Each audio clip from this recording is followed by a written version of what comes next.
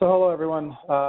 Like Jan just mentioned, my name is Mark Curcio, Regional Vice President of the Northeast of Care Optimize. And today we will focus our time on the MACRA CPC Plus program. CPC Plus is an advanced APM model under the MACRA program. It is a value-based initiative from CMS focusing on care management and population health. Practices considered in the APM may be exempt from MIPS and can receive MACRA payments. This program rewards primary care practices for providing comprehensive care services. Advanced APMs must meet the following requirements. They must be a CMS Innovation Center model, shared savings program track, or certain federal demonstration programs. They must require participants to use certified EHR technology, base payments for service on quality measures comparable to those in MIPS, and be a medical home model expanded under Innovation Center authority, or require participants to bear more than nominal financial risk for losses.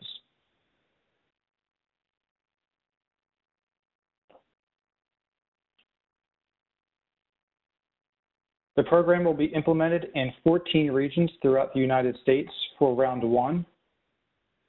This includes around 2,900 primary care practices with about 13,000 clinicians and serving more than 1.7 million beneficiaries.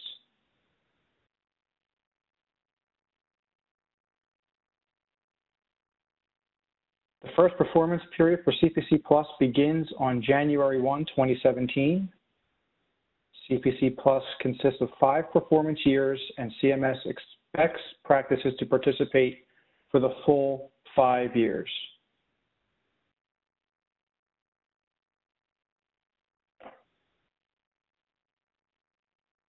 The program will have 2 different tracks. Track 1 will allow practices to receive monthly care management fee averaging around $15 per beneficiary per month. Track 2 is the same as Track 1, with an added focus on patients with more complex medical, behavioral, and psychosocial needs. And because of this, Track 2 will receive $28 per beneficiary per month, including $100 per beneficiary for the higher risk tier. Beneficiaries are assigned to a risk tier based on the individual's HCC score. CMS will use the most recent HCC scores available in from the claims database. A beneficiary's HCC score will determine which risk quartile the beneficiary will be assigned based on comparison of the population of Medicare fee-for-service beneficiaries in that region. In Track 2, the complex tier will be based on a combination of HCC score and beneficiaries who have a diagnosis of dementia.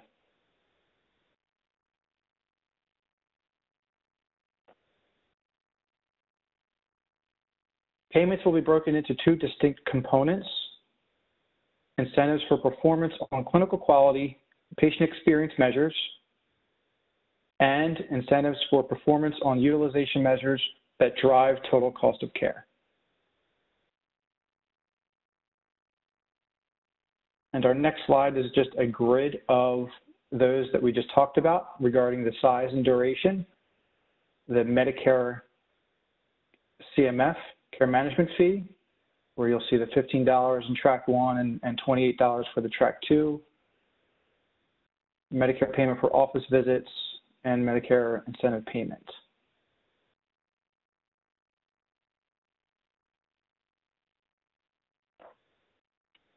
CMS expects practices that participate in CPC Plus will do so for the full 5 years of the model.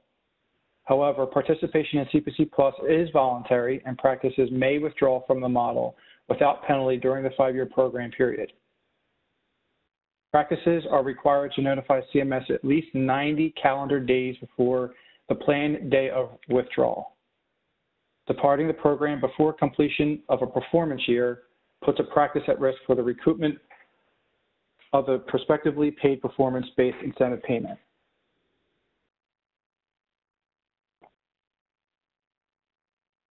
CMS believes that through multi-payer payment reform and practice transformation, primary care practices will be able to build capabilities and care processes to deliver better care, which will result in a healthier patient population.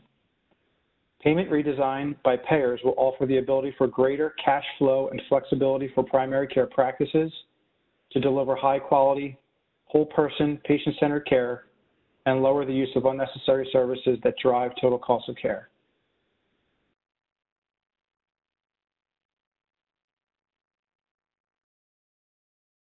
CMS will prospectively pay a performance-based incentive payment, which practices may keep if they meet annual performance thresholds. Practices that do not meet the annual thresholds will be required to repay all or portion of the prepaid amount. Practices will thus be at risk for the amounts prepaid.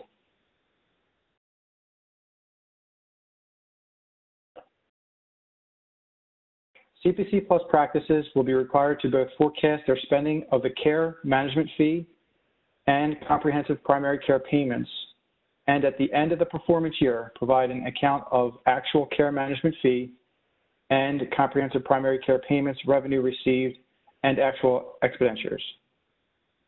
This reporting will help practices understand and optimize their use of these alternative payments and will help CMS to understand how practices use the revenue they receive from Medicare to perform the care delivery work the model requires.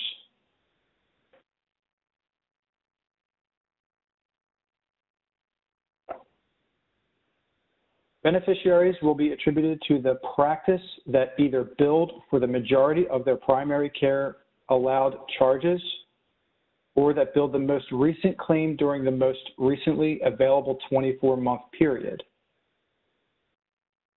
If a beneficiary has an equal number of qualifying visits to more than one practice, the beneficiary will be attributed to the practice with the most recent visit. CMS will provide each practice with a list of its prospectively attributed beneficiaries for each quarter.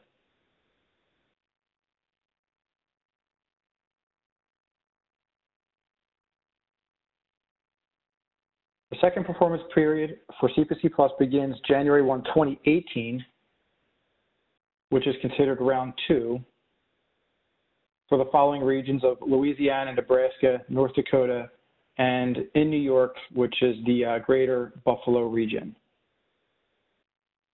Practices located in Region 1 are not eligible to apply for round 2. So those in round 1 are not eligible to apply for round 2.